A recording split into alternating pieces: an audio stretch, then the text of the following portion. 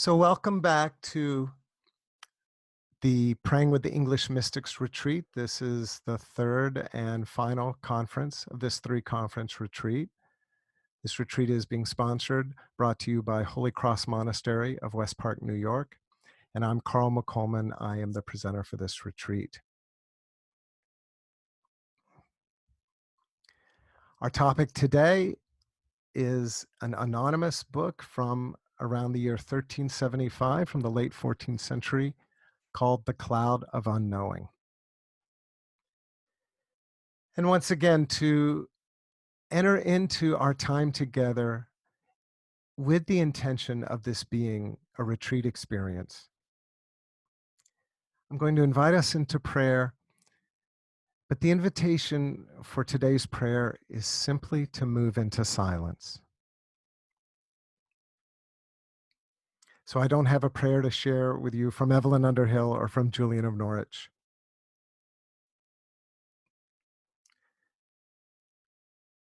But rather, I invite all of us, myself included, to simply attend to the silence that's already within us, between every heartbeat, between every thought, in that pause, no matter how small it might be, between our in-breath and our out-breath.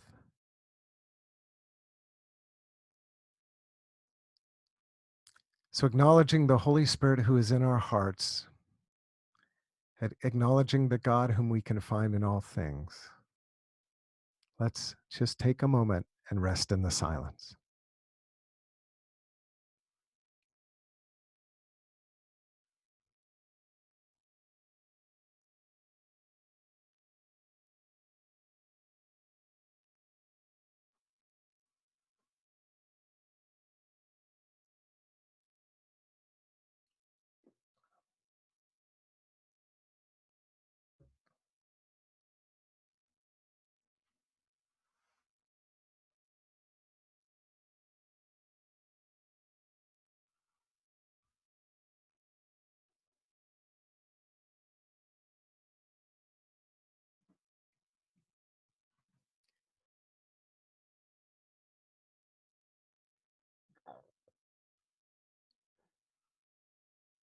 So in today's conference, I would like to introduce you, if you aren't already familiar with the Cloud of Unknowing. And then again, as has been the theme of this retreat, we will focus in on what the cloud has to say about prayer. We're going to pay special attention to a concept that Cynthia Bourgeault writes about, objectless attention, and how that ties in with the cloud's instructions for prayer. Then we'll reflect on how we can apply this 14th century wisdom to our lives, to our prayer practice here in the 21st century. And then finally, we'll wrap up by trying to weave all three of the voices that we've reflected on this week: Evelyn Underhill, Julian of Norwich, and the Cloud of Unknowing. So in this slide, we see the cover of an edition of the Cloud that came out, I think, about 100 years ago. You can see it's kind of an old-fashioned book cover. And the title is lifted straight out of early manuscripts for this book. And so I think it's really worth reflecting on. This is a book of contemplation, the which is called The Cloud of Unknowing, in the which a soul is one with God. And of course, if you were with us yesterday, you'll kind of recognize that phrasing, because we saw that with Julian of Norwich, that prayer oneth the soul with God. And so if we wanted to render this in a more contemporary English, we might say, this book of contemplation is called The Cloud of Unknowing, in which cloud the soul is united with God. And notice at the bottom, this particular edition of The Cloud was edited by our dear friend Evelyn Underhill. So obviously she was quite a fan of this text. And her Her edition of The Cloud is still in print and is actually considered a fairly important edition, but we'll get to that in just a minute.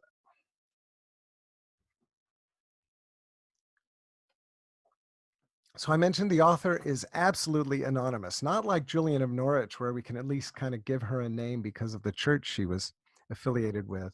The author of The Cloud, we have no idea who the person is. There is some speculation that the author was a monk. The theory that I think makes the most sense is that the author was a Carthusian monk. He has also been, it's also been suggested that he is a Cistercian monk. It's also been suggested that maybe he is a she. There are even, some voices that suggest Julian of Norwich wrote The Cloud. That doesn't make a lot of sense to me because they really are very distinct voices. But so I'm willing to let the Cloud author be the Cloud author, and I think what makes the most sense is that this was somebody living an austere monastic life, such as what the Carthusian monks would have lived. But again, at the end of the day, we simply don't know. The person that wrote the Cloud wrote several other shorter texts and also may have translated several other spiritual classics from Latin into Middle English.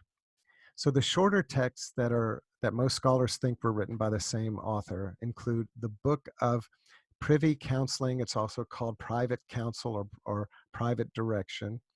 And oftentimes, contemporary English translations will bundle the Cloud and Privy Counsel together. So those two are considered to be, I guess, the two most important works by this author.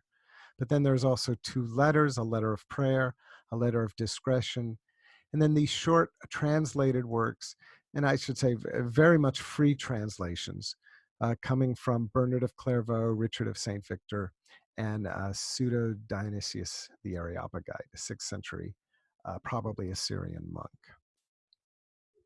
But we'll focus today on The Cloud, the longest and probably the most important text by this author. The author is writing to a specific person.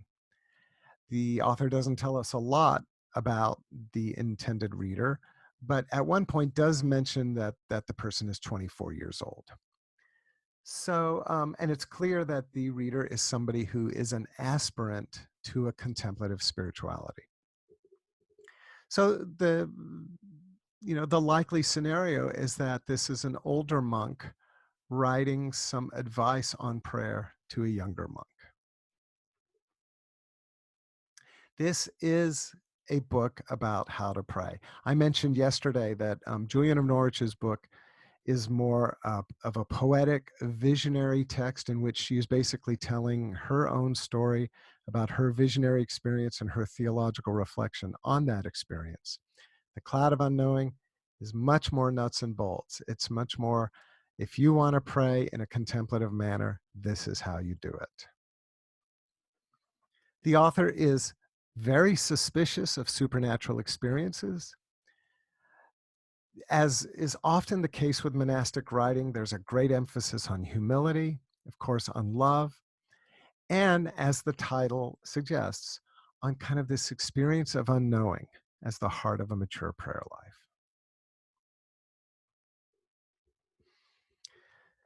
So I thought that I would just offer a few suggestions for folks who are new to the Cloud and would like to find books to read. As I mentioned yesterday in talking about Julian, I think that you can make the case that it can be profitable to read Middle English texts like The Cloud of Unknowing in the Middle English. I find The Cloud harder than Julian. I think it's a different dialect. It's a more northern dialect. So, but that could just be me. But if you do want to try reading The Cloud in the original Middle English, look for the edition edited by Phyllis Hodgson. Unfortunately, it's out of print. Used copies are not cheap.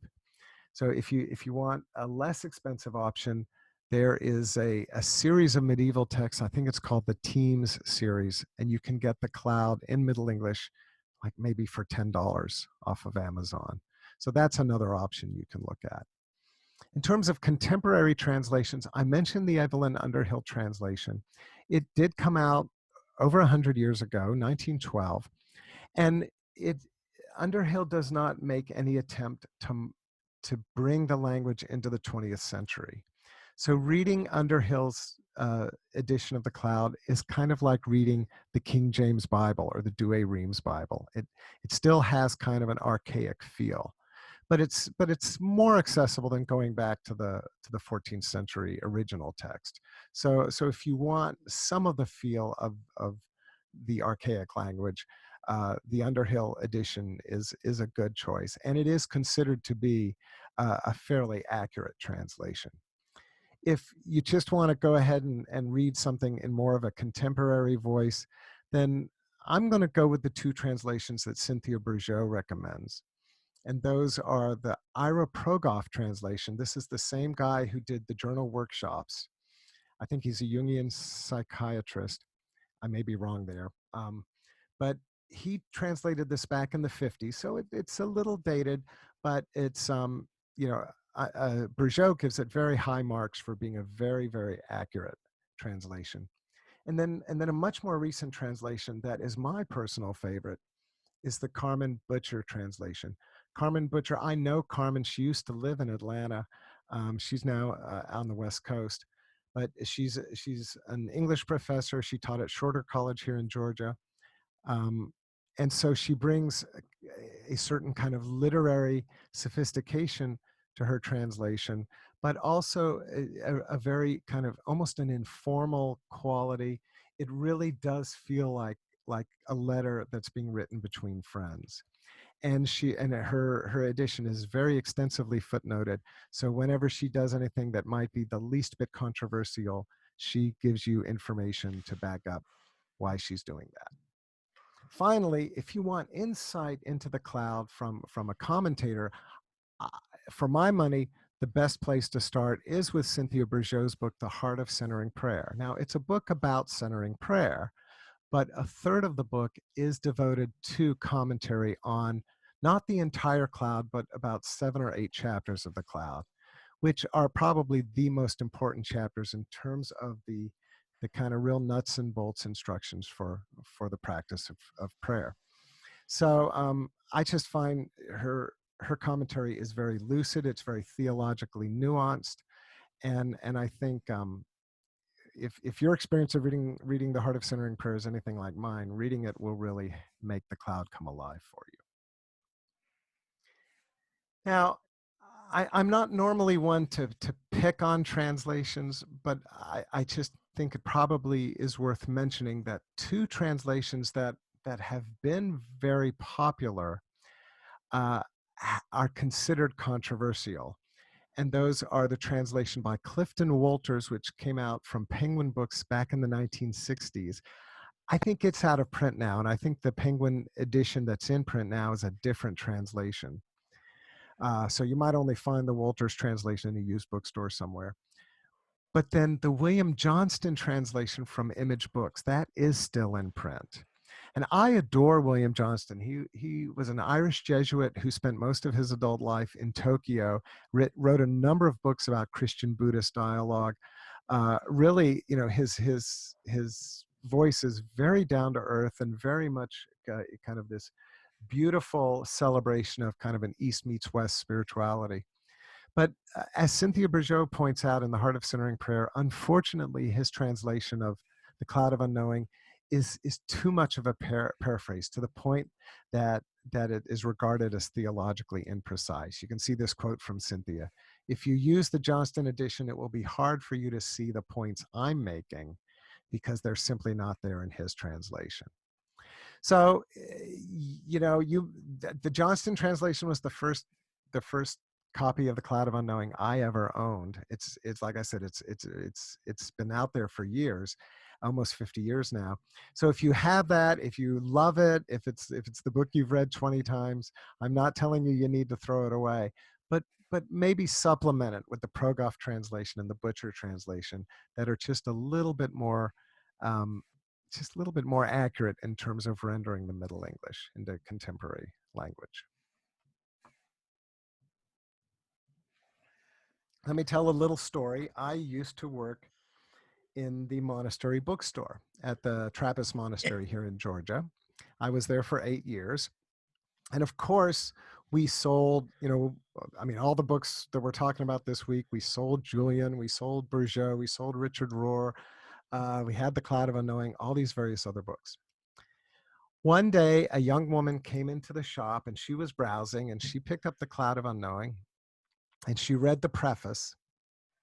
And then she marched right up to the cash register where I happened to be. And she said, "I can't believe you're selling this book." And I said, "What do you mean?" And she opened up to the preface and she said, "It says right here that you should not be giving this book to anybody who might not be ready for it." And I said, "Well, that's true. That's what the author wrote back in the 1300s. And I'm just trusting the publisher and the monks who all say it's okay to sell this book. So here I am selling this book." But especially if you are somebody of a humble turn of mind, reading the preface might be a little surprising, because the author actually is very clear in stating up front that he thinks this book should only be read by the person who is spiritually ready for it and who is truly desirous of embracing a contemplative spirituality. So for anyone on the retreat today who doesn't have access to a screen, let me just read this little passage. "In the name of love, I ask you, whoever you are, however this book came into your hands, if at all possible, don't read it to anyone or copy it or quote from it, and don't let anyone else read it, copy it, or quote from it, unless, in your opinion, that person is sincere in their intentions to follow Christ. Entrust this book only to those who for a long time have been doing everything possible in prayer and virtuous living to prepare themselves for the contemplative journey. Otherwise, this book is not for them." And he's just getting cranked up here. "I hope that habitual gossips, boasters, flatterers, fault finders, busybodies, whisperers, liars, and character assassinators never see this book. I never meant to write anything for them. I don't want them meddling in these matters, nor do I want them merely curious, educated or uneducated, prying into the subject. Even if they're good people with active lives, it will mean nothing to them unless they're also inwardly stirred by God's mysterious spirit, allowing them to participate in contemplation at the highest level from time to time. Then, through God's grace, even if they can't do this work unceasingly, as true contemplatives can, they'll find that this book will go a long way in strengthening and comforting them in all they do." Now, what I want to point out here is, I think this is a glass half empty, glass half full kind of scenario. Like my erstwhile customer at the Abbey store, 10 years ago now, she just read this as being a giant stop sign. But even when I read it, in addition to just being amused by how vivid the author's language is, I should try to find it in the Middle English. Of course, I'm not very good at pronouncing Middle English, but he says, let me see if I can find it real quick. Hold on one second. I know I'm getting off script here.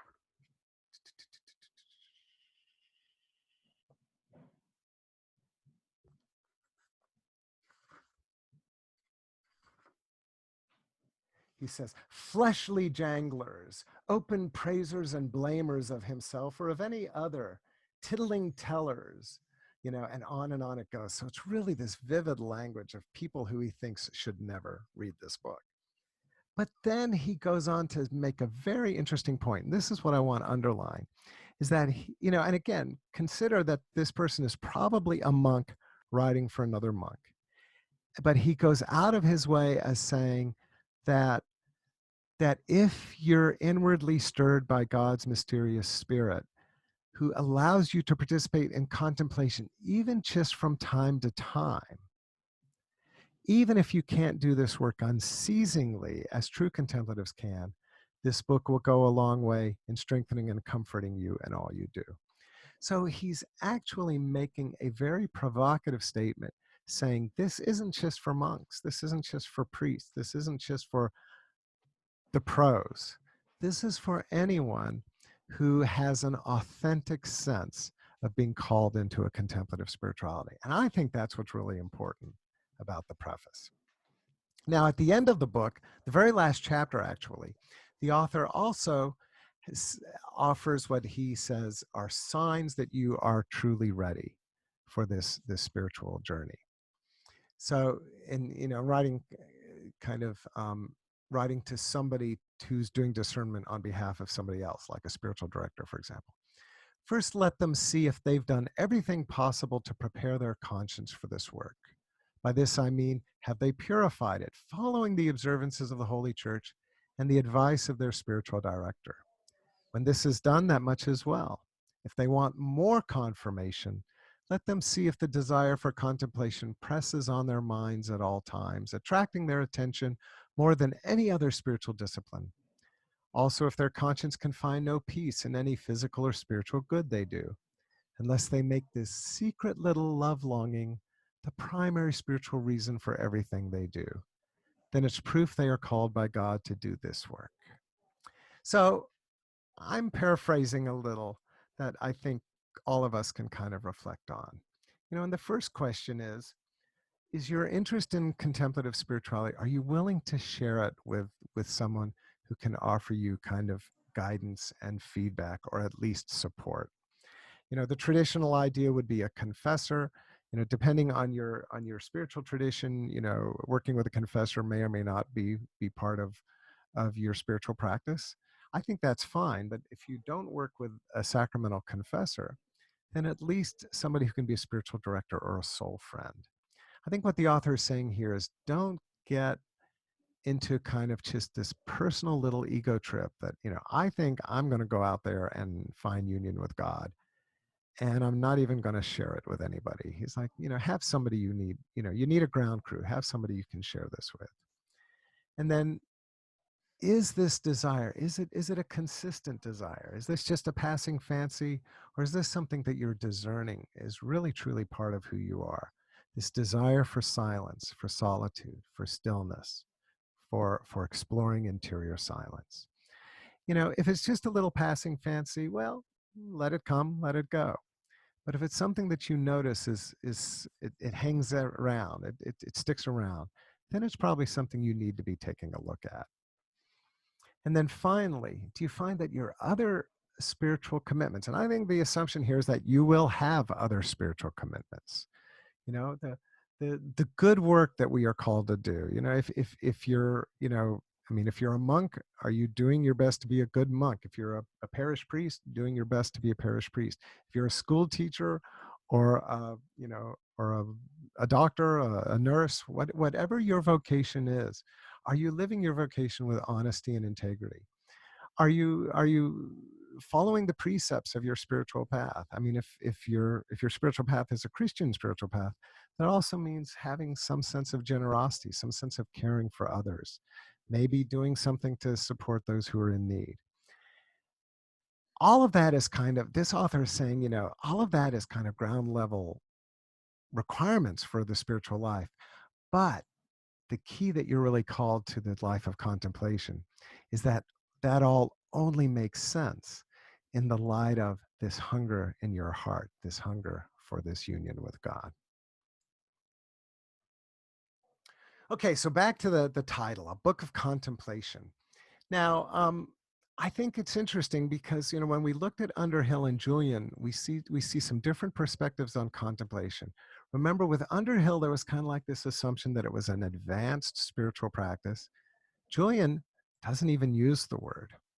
And even in our own day, the spiritual practice that is most similar to what you'll find in the Cloud, which is centering prayer, is presented as a way of preparing us for contemplation. But the Cloud is very explicit. The Cloud is like, this is a book about how to do contemplation. So what I want to do before we dive in, I just have like one or two slides here. I want to situate the Cloud in the longer history of contemplative spirituality, at least in the Christian tradition. And to do that, we really have to go all the way back to the desert mothers and fathers. And we can focus on two figures, Evagrius and John Cassian. And in the writings of Evagrius and the writings of John Cassian are the first really significant voices in the tradition, at least as far as I'm concerned, who really articulate a kind of spiritual practice that involves moving into silence, that involves moving beyond the so-called monkey mind, beyond the distraction from distraction by distraction, into that place where thought begins to yield to simple love and simple adoration. Cassian, of course, is the one who suggests taking one Bible verse and repeating it as a way of moving more deeply into contemplative silence. In the Eastern Church, this eventually morphs into the practice known as the Jesus Prayer. If you've read the book The Way of a Pilgrim, or the anthology of spiritual writings called the Philokalia, you'll be familiar with the Jesus Prayer, the idea of the repetitive praying of a simple phrase like, Lord Jesus Christ, Son of God, have mercy. That entrains us to our heartbeat. It entrains us to the silence between our thoughts. So it's out of that tradition that the Cloud of Unknowing shows up in the 14th century, again in the West, so slightly different maybe heritage, but offering a manual on apophatic contemplation. We're going to come back to that word apophatic. I know that's an SAT word. We're going to come back to it. The Cloud of Unknowing emphasizes the use of a simple prayer word like love or Jesus as our entry point into silence. And then this, in turn, brings us to the present day, where contemporary spiritual teachers like Cynthia Bourgeault, like Thomas Keating, like John Main, Lawrence Freeman, and others are calling Christians to a renewed contemplative practices with names like centering prayer or Christian meditation, that fall in this tradition of allowing silence to be the substance of our prayer. Okay, that word apophatic. Let's look at that in terms of another term, which is cataphatic. These are both Greek words. Cataphatic comes from a Greek word that essentially means to affirm, a positive path that emphasizes encountering God through imagery, through art, through language, through poetry, through music, through architecture, through the senses, through nature, through the imagination, through the body. These are all ways that we can naturally connect with God. You see here echoes of Julian of Norwich, the fullness of joy is to behold God in all, or Ignatius of Loyola, find God in all things. The cataphatic path celebrates the humanity of Christ, celebrates all of our artistic efforts to respond to divine love. It is a path that's very comfortable with verbal prayer, with saying our prayers, with reading prayers, with the liturgy, with the divine office, the rosary. All of these kinds of prayer practices really point to this cataphatic approach to spirituality. Apophatic comes from a Greek word that essentially means to deny or to withdraw. This is a, quote, negative, unquote, path. And I put that in quotation marks because it's not negative in the sense of nihilistic or cynical, or unfriendly. It's just negative in the sense that it is a path that is comfortable with darkness, with absence, with silence, and with unknowing. This is a path that suggests whatever we say about God ultimately fails. It's never adequate. That's how I like to put it. Everything that in terms of human language or human thought or human culture, everything that reveals God also in some way conceals God. So this path emphasizes what we do not and cannot know about God. God is ultimate mystery. God is ultimately hidden. It ultimately suggests we need to turn away from words, concepts, images, or any other means of relating to God, and to embrace the God whom we find in darkness, silence, nothingness, emptiness, and unknowing. So this is a spirituality that can actually be more comfortable with a contemplative practice that takes us beyond words.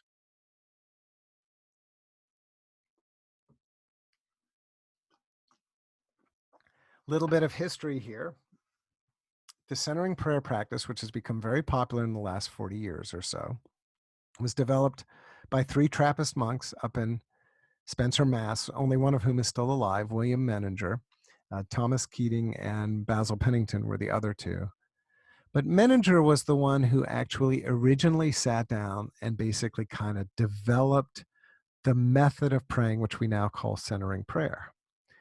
But what not everybody realizes is that when Menninger first came up with this, his primary source was the Cloud of Unknowing, and he actually called the practice the prayer of the Cloud of Unknowing. That's kind of a clunky name. It doesn't market too well. So they took this notion of meeting God in our center, which comes really out of the writings of Thomas Merton, and came up with that much more kind of evocative name for the method, centering prayer.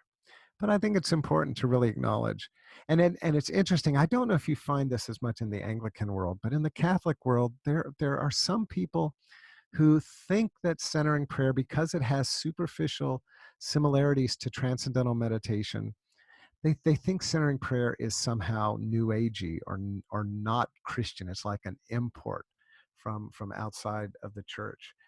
To be perfectly honest with you, my first thought is, and you say that like it's a bad thing, but I understand that there are some people for whom it's really important that their practice be, a Christian practice. And to those people, I would simply say, read the Desert Mothers and Fathers, read the Cloud of Unknowing, read the Eastern Orthodox spiritual teachers. This tradition that we now call centering prayer has very, very deep roots indeed, and they're all thoroughly within the Christian tradition.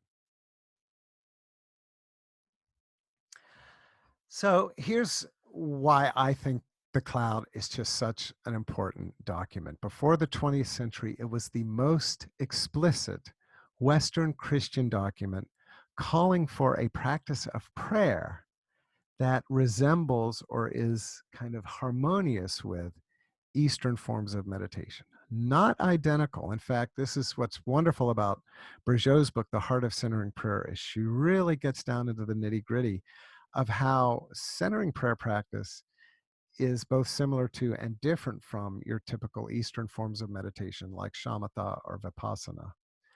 But there certainly is a resonance. And especially for somebody who is drawn to Eastern forms of spiritual practice, but whose primary spiritual identity is Christian, centering prayer is a beautiful meeting point.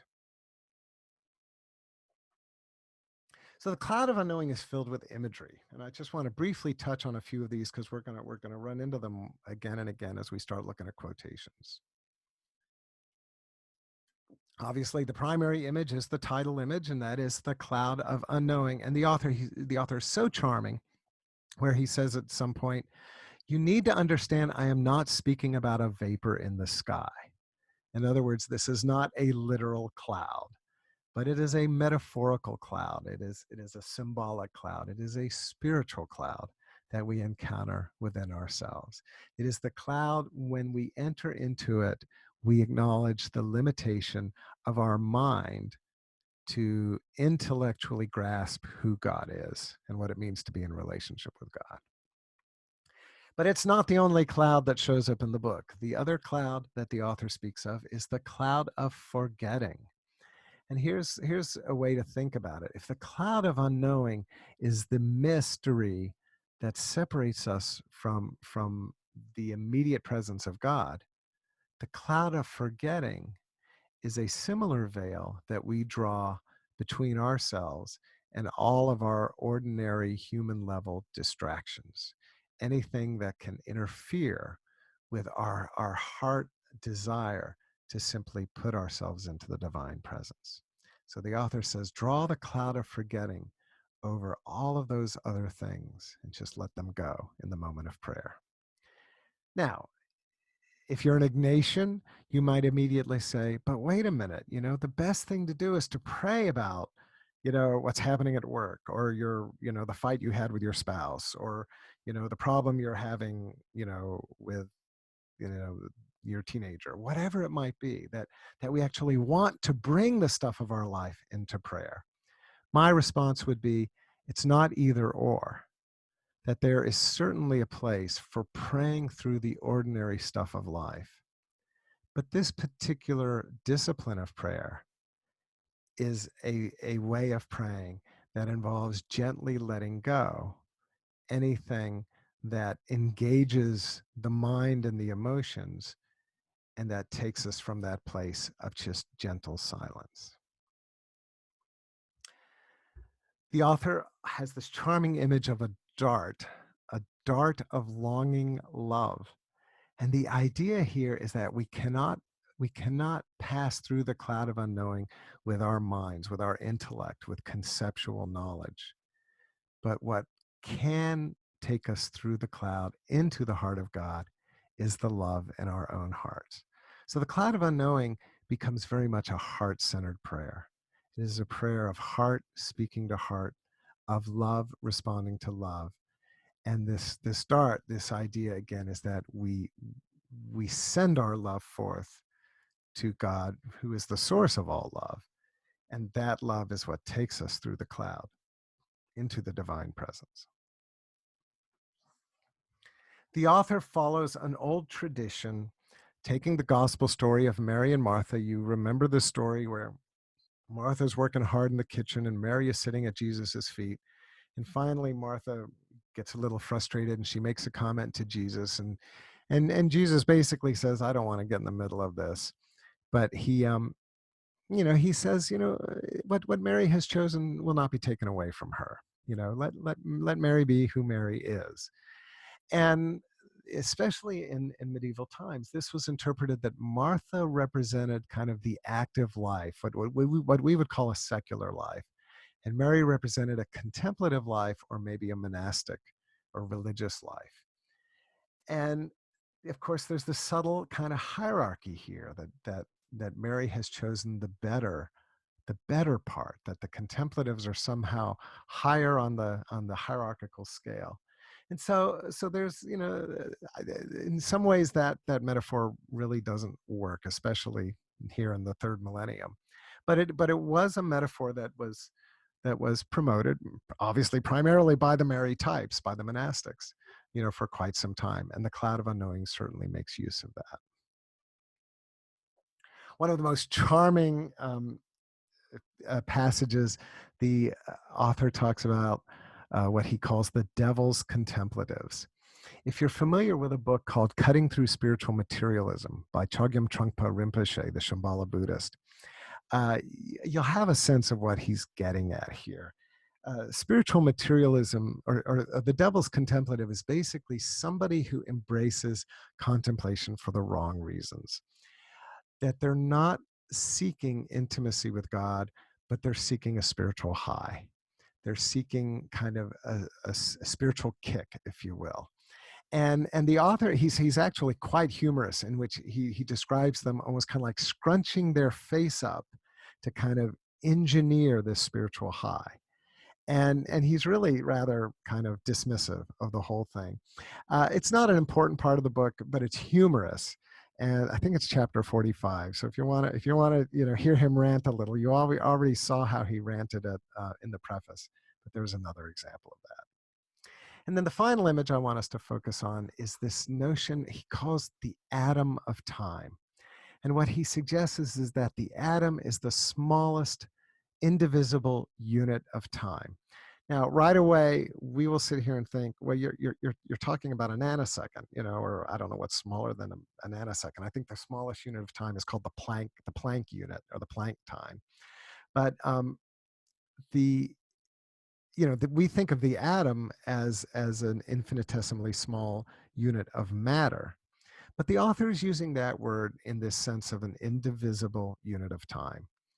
And what he talks about, he kind of goes on and on about how we will be responsible for every atom of time given to us. And as you read it, the sense that I come away with is that what he's really trying to say is that your practice must be grounded in the present moment.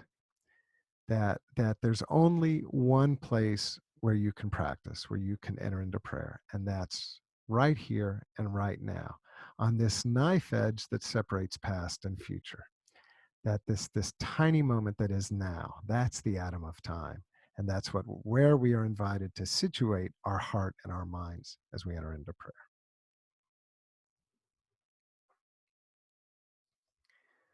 So, the brilliance of the cloud of unknowing is how it artfully encourages us to use our spiritual imagination, the clouds, the dart, to bring us to a place of prayer beyond the imagination. So, just a couple of quotes that we're going to look at. Every rational creature, every person, every angel has two main strengths, the power to know and the power to love. God made both of these, but God's not knowable through the first. To the power of love, however, God is entirely known because a loving soul is open to receive God's abundance. Each person loves uniquely, and God's limitlessness can fill all angels and all souls that will ever exist. God will never stop loving us. Consider this truth, and if you by grace can make love your own, do. For the experience is eternal joy, its absence is unending suffering. So the heart of prayer, according to the cloud of unknowing, is love. That knowledge has its place in the life of faith. Jesus says, love the Lord with your whole mind as well as your whole strength, your whole heart. But the author says that love ultimately takes us farther than philosophy or sophistry ever can. Through God's grace, our minds can explore, understand, and reflect on creation and even on God's works, but we can't think our way to God. That's why I'm willing to abandon everything I know to love the one thing I cannot think. God can be loved, but not thought. That's a really profound statement. God can be loved, but not thought. By love, God can be embraced and held, but not by thinking. It is good sometimes to meditate on God's amazing love as part of illumination and contemplation, but true contemplative work is something entirely different. Even meditating on God's love must be put down and covered with a cloud of forgetting. Fascinating idea that when we enter into this form of prayer, even spiritually inspiring thoughts, even kind of sensations of feeling close to God, those may have their place. But this gesture of openness, this gesture of entry into silence is not that place. Set even the most exalted thoughts aside to be still in the silence.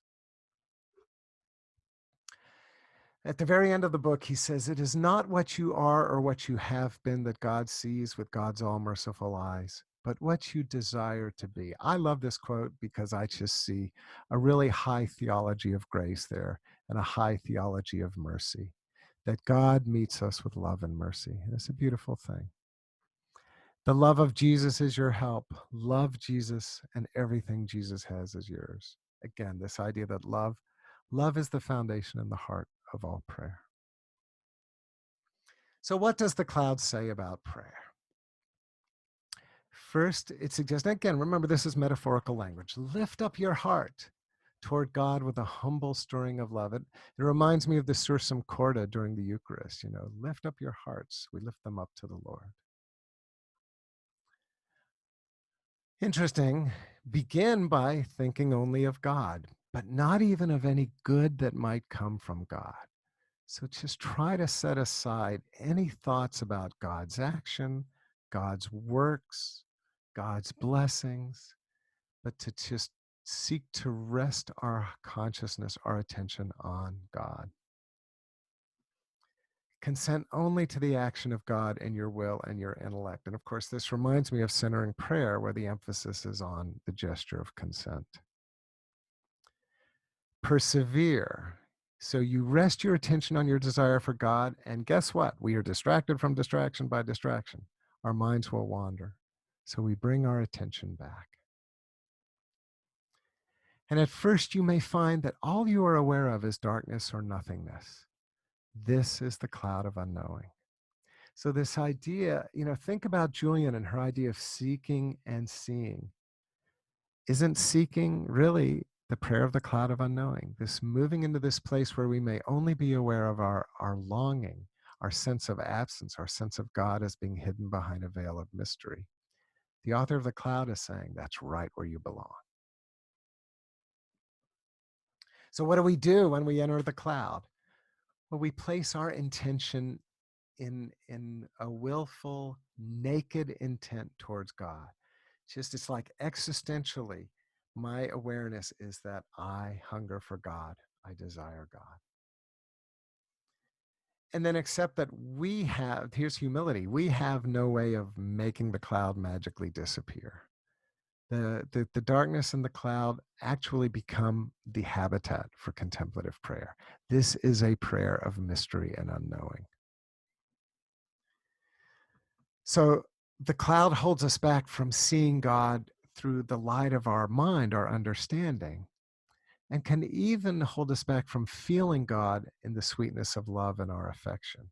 So the dart of longing love does not necessarily mean that we're going to have all sorts of cozy, happy feelings.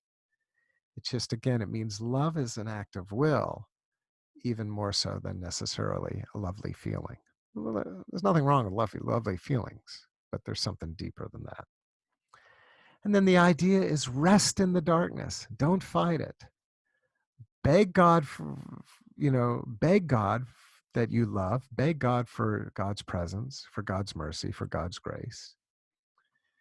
But acknowledge that the mystery, the cloud, the fog will always be a part of this prayer of darkness and hiddenness.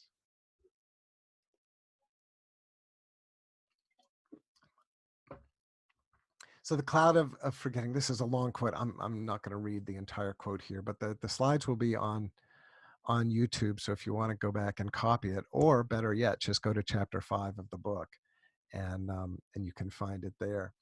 But this idea, again, is that all created things ultimately, they can be good, they can be evil, they can be beneficial, they cannot be.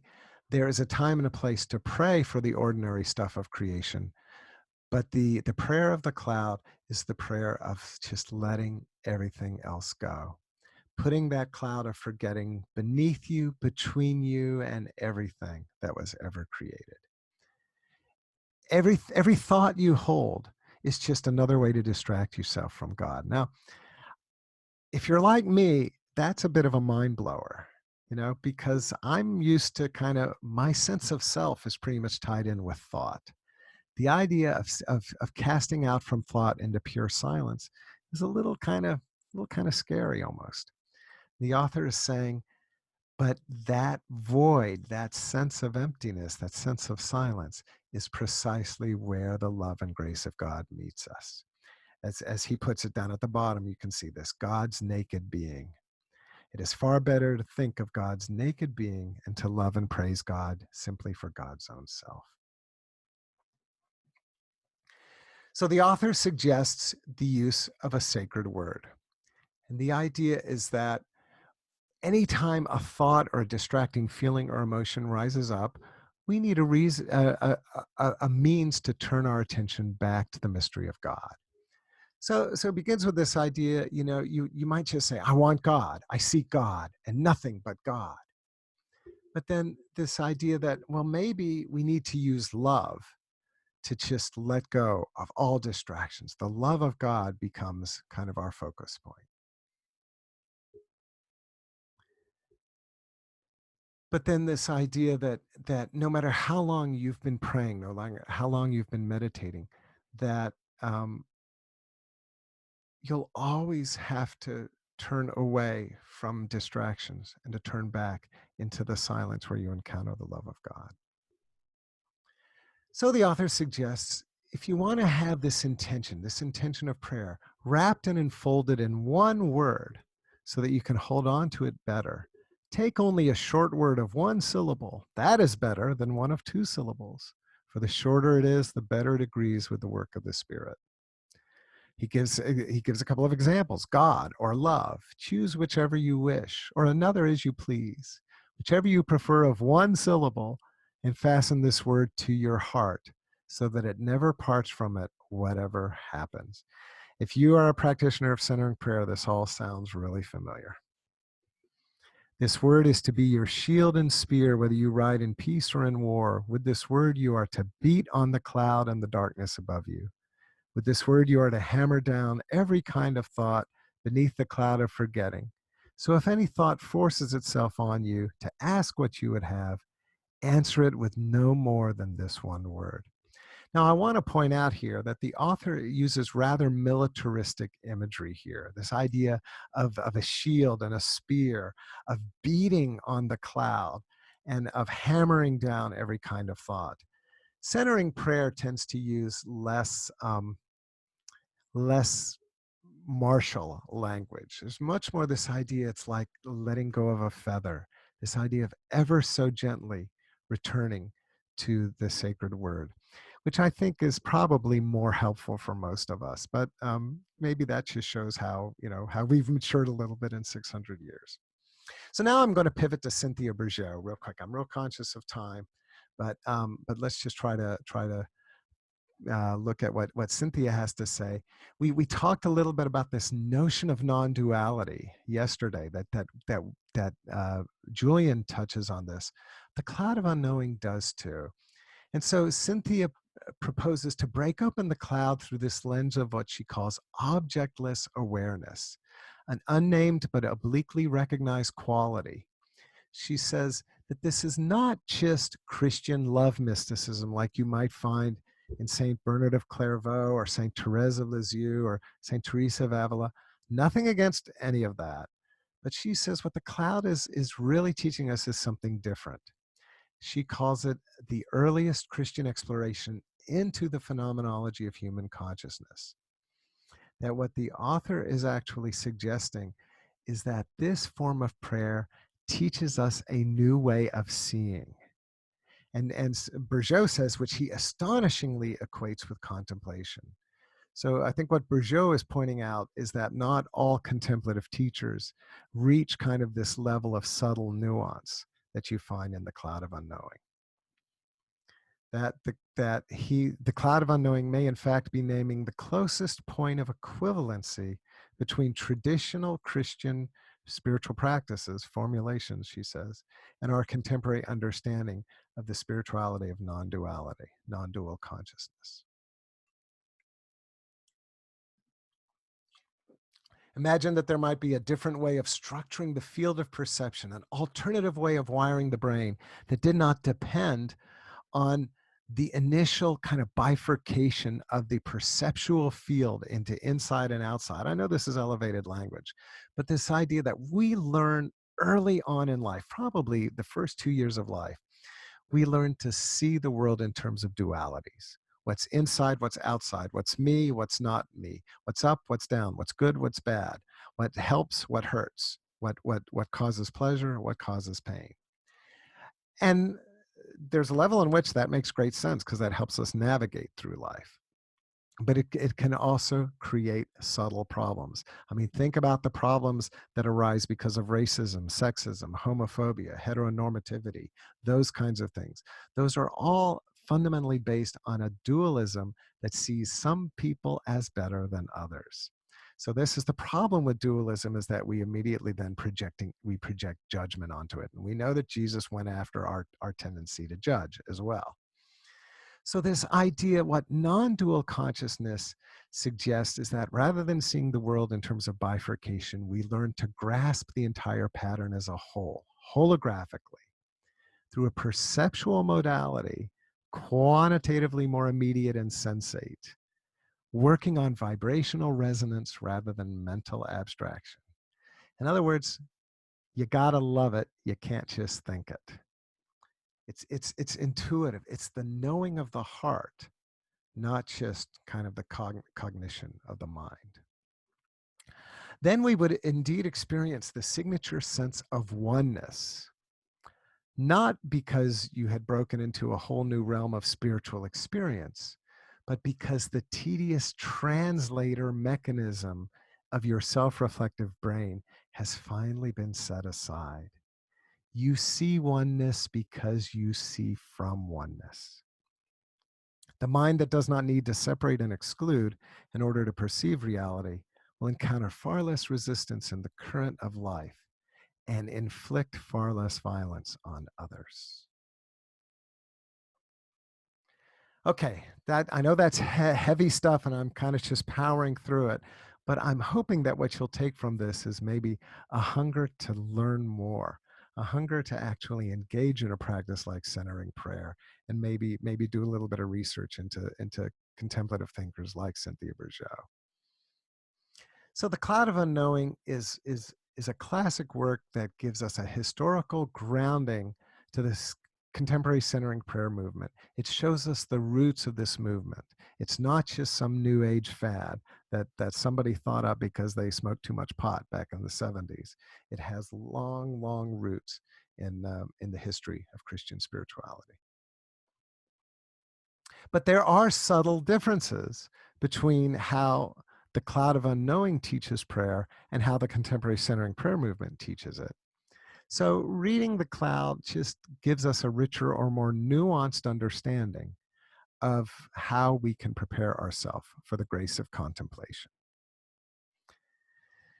Bourgeois points out that the Cloud actually is equivalent to fairly advanced Eastern meditation teaching manuals, and it can be a fruitful source for anyone interested in inner spiritual dialogue and practice. One of the things that she talks about in the Heart of Centering Prayer is that she has run into a kind of bias in the inner spiritual world sometimes, that Christians just aren't as advanced as maybe Buddhists or Vedantists or practitioners of some of these other, uh, spiritual practices from the East. And Bourgeois says, the Cloud of Unknowing shows that the teaching in our tradition is every bit as advanced, every bit as nuanced and subtle as anything you'd find in other traditions. Not to say we're better, but to say that we have our own contribution to make. Okay, to wrap this up, so we'll have a few minutes for conversation. Let's just summarize the retreat here. Evelyn Underhill provides us an accessible map of the path of contemplative spirituality, drawing primarily from Teresa of Avila, but presenting it in a language that works for English-speaking Christians. Julian of Norwich provides us a solid theology of Christian optimism, grounded in an image of God as joy, as divine love who desires intimacy with us. And finally, the Cloud of Unknowing strips away all language and imagery to invite us into that place of pure awareness where I and God are not two. So you may be asking, well, which one should I read first? And my response would be that the English mystics, like all spiritual writers, have their own personalities and their own unique perspectives on theology and spirituality. You may feel more naturally drawn to one or two, or maybe not to any of these guys. You want to go off and read Richard Rohr some more. Trust your intuition. There is no one right map for the spiritual life. So let me offer a quote from another English contemplative teacher, Dom James Chapman. He was a contemporary of Underhill's. He said, "Pray as you can, not as you can't." And a final thought. This comes from one of my first teachers, Isabella Bates with the Shalem Institute. And she used to say, reading books about prayer is one of our favorite ways to avoid praying. And I'm telling you this as somebody who writes books for a living. Obviously, I'd love for you to buy all my books, and I'd love for you to buy them all from the Holy Cross bookstore. But this is still true. There comes a time when we need to set the books down. So make time to put down your book and let us pray. Amen.